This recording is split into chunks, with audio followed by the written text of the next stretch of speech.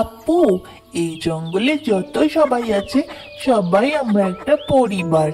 আমি যেমন জিরাফের ছানা, তুমি হাতির ছানা, ও তো কচ্ছপের ছানা। ও ছোট্ট হতে পারে, তবে আমাদেরই বন্ধু। এত হেসো না, ও খুব দুঃখ পাবে আপু। ও আপু দাদা, শুনছো? ও আপু দাদা, আপু দাদা, আমরা না বর্ষাকাল আসছে, তাই নতুন বাসায় চলেছি। নদীর ধার তো ডুবে যাবে, তাই ওই পাহাড়ের ফাটলে বাসা করেছি। ও আপু দাদা। তার আমাকে দাদা বলবি না, দূর হও এখান থেকে ক্ষুদ্র পিঁপড়ে। মন খারাপ হবে আপু দাদা, তোমার সঙ্গে রোজ নদীর ধারে দেখা হতো, আর তো দেখা হবে না বলো? বাবা, বেশ হয়েছে বেশ হয়েছে, তোদের সঙ্গে আমি দেখা করতেও চাই না। দৌড়া চোখের সামনে থেকে ক্ষুদ্র পিঁপড়ে, যা বলছি যা। বেশি কথা বললে একদিন গিয়ে তোদের সব বাসা ভেঙে গুঁড়িয়ে দিয়ে আসবে, বুঝবি মজা? জলদি করো জলদি করো, তাড়াতাড়ি বই নিয়ে যাও। সব খাবার এখান থেকে নতুন বাসায় নিয়ে যেতে হবে। জলদি করো, জলদি জলদি। চলছো কি দেখো? আস্তে আস্তে যেও না, জলদি চলো। Left right left, left right left.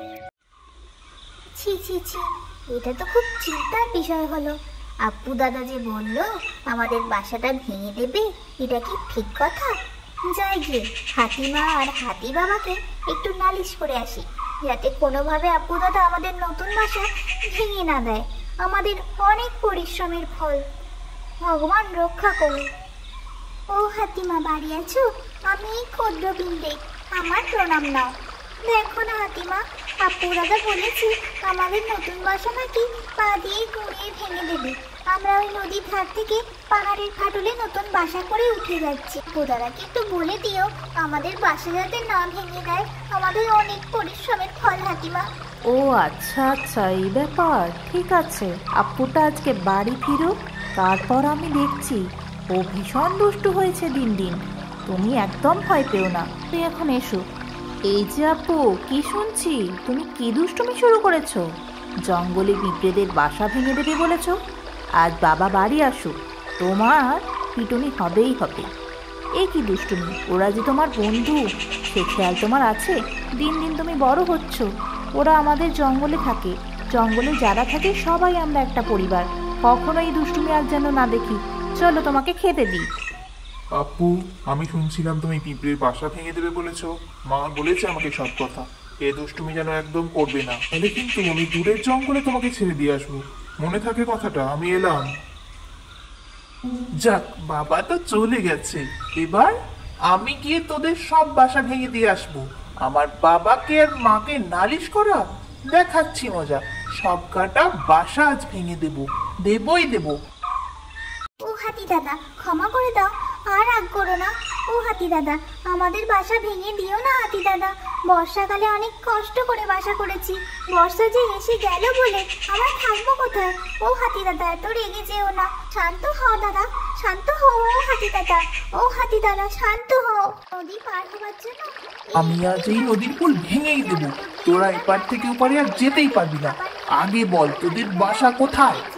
ভেঙে দেবো, আজ ভেঙে দেবো, সব ভেঙেই দেবো। ইয়া ইয়া, ভাঙবই ভাঙবো। বাঁচাও, পড়ে গেছি। আমি যে সাঁতার জানি না, কেউ বাঁচাও। কে কোথায় আছো? বাঁচাও, জলে ডুবে যাচ্ছি। ওরে বাবা, আমি যে সাঁতার জানি না, বাঁচাও। কত জল খাবো?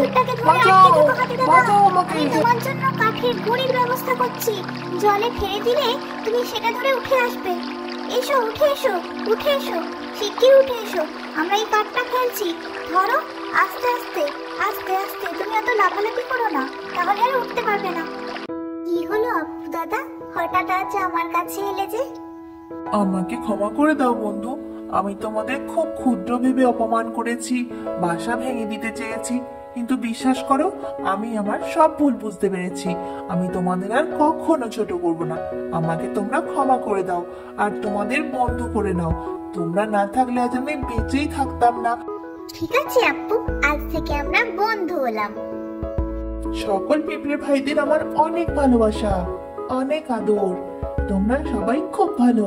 জঙ্গলের সবাই আমরা একটা পরিবার, সবাই মিলে একসাথে থাকবো। আমি হলাম আপু।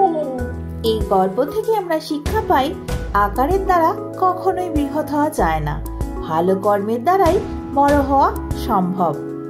গল্পটি ভালো লাগলে লাইক করো, শেয়ার করো আর সাবস্ক্রাইব করো বন্ধুরা। ধন্যবাদ।